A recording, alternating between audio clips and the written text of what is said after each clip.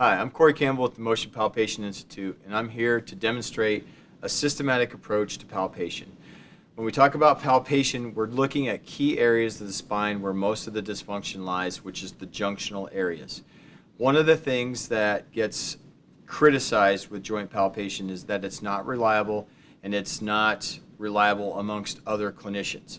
So a way to avoid that is to build in redundancy. By redundancy, I mean we check these key areas of the spine and the extremities in at least 2 to 3 different ways so that we get a good idea of where the joint restriction lies. All joints work on a 3-axis system, which means there's 6 degrees of motion available. We have extension, we have flexion, we have lateral bending in both directions, and we have rotation in both directions. If we can redundantly or check those different movements in 2 to 3 different ways and get the same answer, then our confidence and our competence in the treatment portion of it goes up immensely. This systematic approach to palpation should give us some of those areas that we can go back and focus our palpations on and determine which of those movements need to be addressed. If they're lacking motions in 1 or 2 different directions and we have 2 to 3 different palpations that tell us that, then the treatment, which is the chiropractic adjustment, becomes very much easier for us, and it builds in a lot more confidence and competence in our treatment, which will be the chiropractic adjustment.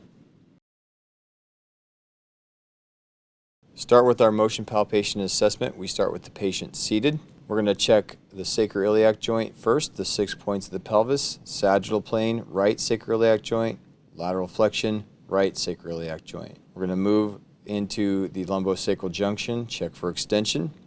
We're going to flex the patient and check for flexion of the lumbosacral junction. Change our stabilizing arm. We're going to check left sagittal plane sacroiliac joint, frontal plane sacroiliac joint. Back to center, create a wave-like motion to the spine to check for sagittal glide restrictions, then back to the cervical thoracic junction and down to check for extension. Now we're going to check the right first rib, and we're going to check the left first rib for restrictions. We're going to check the right upper cervical spine. We're going to check the left upper cervical spine for rotational restrictions. Now we're going to ask our patient to lie supine. We're going to start in the lower extremity. We're going to start with the midfoot dorsiflexion joint play. We're going to check the subtalar joint for eversion.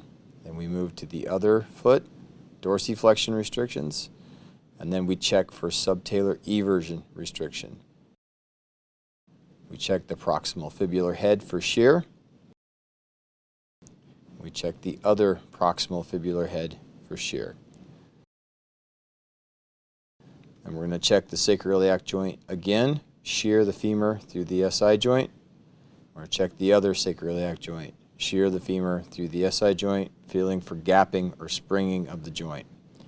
Now we move to the glenohumeral joint. We check for posterior shear of the posterior capsule.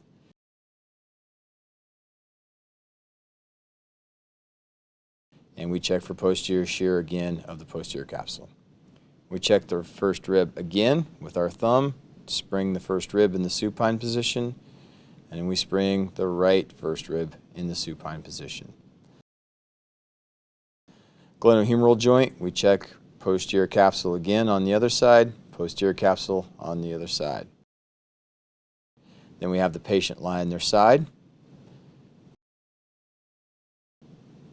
We're going to check the sacroiliac joint again, so we shear and spring, and then we motion assess by taking the leg into flexion. Check the lumbosacral junction for extension, lumbar spine, thoracolumbar junction, and then we check the lumbar spine, thoracolumbar junction for flexion.